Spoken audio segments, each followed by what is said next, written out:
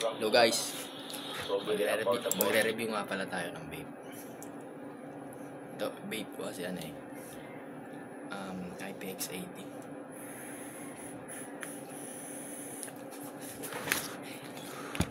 I-review natin yung juice.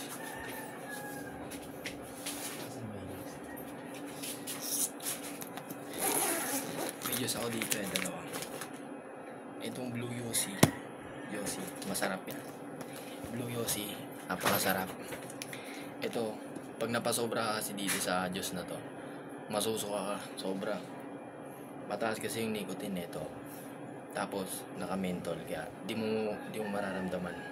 Kaya hagod ka ng hagod. Hanggang sa may hilo ka, tapos masusuka. Tindi nito. Pag tinikman mo, talaga may menthol. Pero yung nicotine, di mo malalasahan.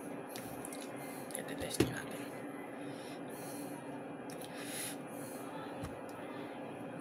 Testing natin Hindi ko naman masyado itong ginagamit Gawa ng pag sunod-sunod talaga gamit mo, masusuka ka. Kumpara dito sa Blue Yossi na may tama. Kaya kahit may tama siya, pero maliit lang yung empty niya. Kaya kahit sunod-sunod, masarap. Hindi ka masusuka kasi hindi ka mahilo. Dito masusuka ka pero masarap to. Basta huwag mo lang sasagarin. Huwag mo sasagarin, masusuka ka. Tingnan natin mo.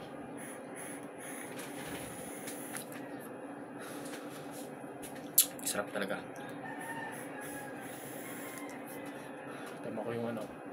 Dama ko yung menthol. Pero yung nicotine niya tinatago.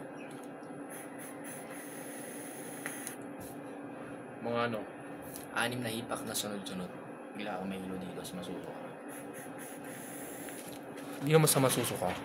Pero mararamdaman mo lang para masusuka gawa mataas sa nicotine.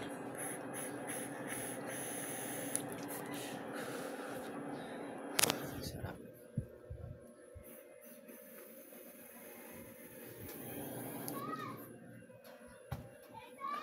Ito nga pala. Ang pangalan niya is Sulbingsu. Masarap na juice, wag lang mapasobra. Kung ayaw mong mahilo at baka kayo masuka.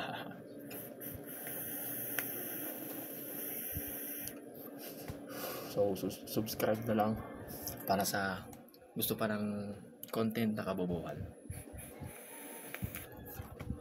Content pala tungkol sa vape. Sapa.